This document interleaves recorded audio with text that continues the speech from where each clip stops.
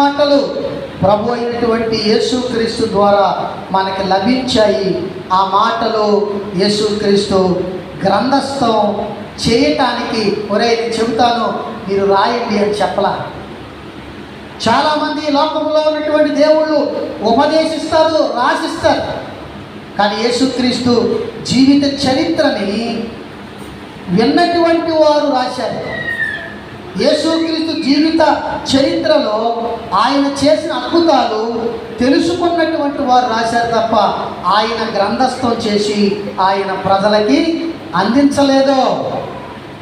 ఆయన ఏది చేసినా ప్రజల్లోకి వెళ్ళి చేశాడు. అందుచేతనే ఇక్కడ ఆయన అంటాడు ఎఫ్ఫాతా అనేటువంటి మాటకి తెరవబడటం, నీ మనోనేత్రములు తెరవబడాలి. ఇప్పుడు బుక్ నాలెడ్జే, ఈ పుస్తకం నాలెడ్జే కానీ దేవుని నాలెడ్జ్ ఎప్పుడు? డివైన్ నాలెడ్జ్, దేవుని నాలెడ్జ్, దేవుని జ్ఞానం ఎప్పుడు పొందుకుంటాం?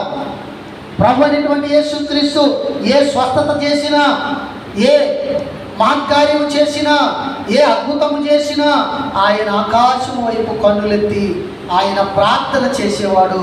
ప్రార్థన ద్వారా స్వస్థతలు చేసేవాడు. ఆయన ఏ అద్భుతము చేసినా ఆకాశము తట్టు ప్రార్థన చేసేవాడు, అద్భుతాలు చేసేవాడు. ఆయన ఒక రొట్టెను చేత పట్టుకొని ఆకాశం వైపు ఆయన కన్నులెత్తి ఆయన ప్రార్థన చేసి ఈ విధంగా అంటాడు, ఆయన విరుస్తూ అంటాడు, ఇది నా శరీరము, ఇది నా శరీరము, దీన్ని మీరు తిన్నప్పుడల్లా నన్ను జ్ఞాపకం చేసుకోండి అని దేవుడు యేసుక్రీస్తు ఆకాశం వైపు తన కన్నులు ఎత్తి ప్రార్థన చేశాడు. ఇది దేవుని నాలెడ్జ్. ప్రియ దేవుని బిడ్డలారా, యేసుక్రీస్తు ఇచ్చిన జ్ఞానం ఏంటో తెలుసా?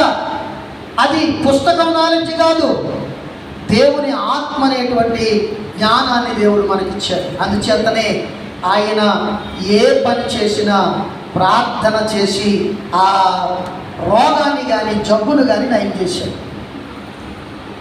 మనం ఎంతసేపు పుస్తకాల వైపే చూస్తాము కానీ దేవుని వైపు మనం చూడలేము. అందుకనే క్రొత్త నిబంధన గురించి చక్కని మాటలు ఆయన మత్తయి సువార్తలో కొన్ని మాటలు మనం చూస్తే, మత్తయి సువార్త